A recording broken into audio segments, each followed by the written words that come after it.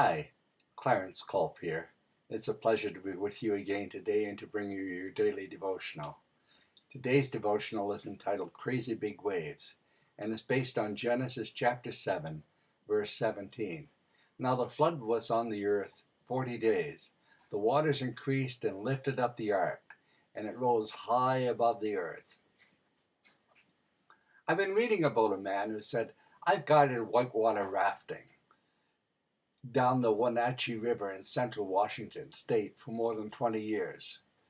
He says, I love whitewater rafting. There's something about the thunderous sounds of giant frothy waves that gets my blood pumping and my heart racing. And I'll admit that part of the thrill and the danger is a danger factor. I like being a little afraid as we go through a series of crazy enormous waves that could flip our raft in the blink of an eye. I guided that river for more than 100 times. I had never flipped a raft. Never. On each trip, I safely guided my group through the series of rapids. They come in succession down the Wenatchee River. Satan's Eyeball, Rock and Roll Rapids, Drunkard's Drop, Snowblind, Granny's Rapids, and of course, the Sufflecat. On this particular day, the river was running higher than it had in 70 years.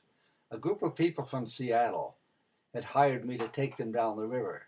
I gave them all a waiver to sign saying they understood that the river was at a flood stage and that I had never guided a raft in waters this big. They all signed on the dotted line and jumped into the raft. And of course, when we hit Rodeo Hole, the whole raft slipped and everyone went in. I never seen 9 people with more frightened eyes in my life.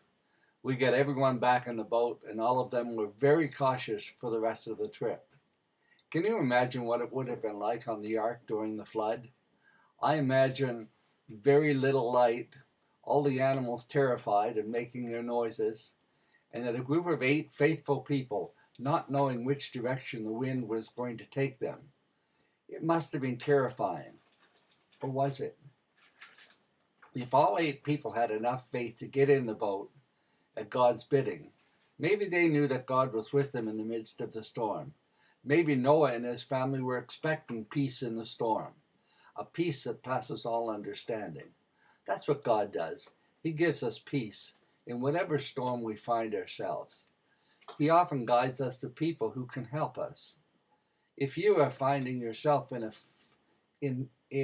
storm or a financial storm, I can help you out there too. Click on the link below. God bless you.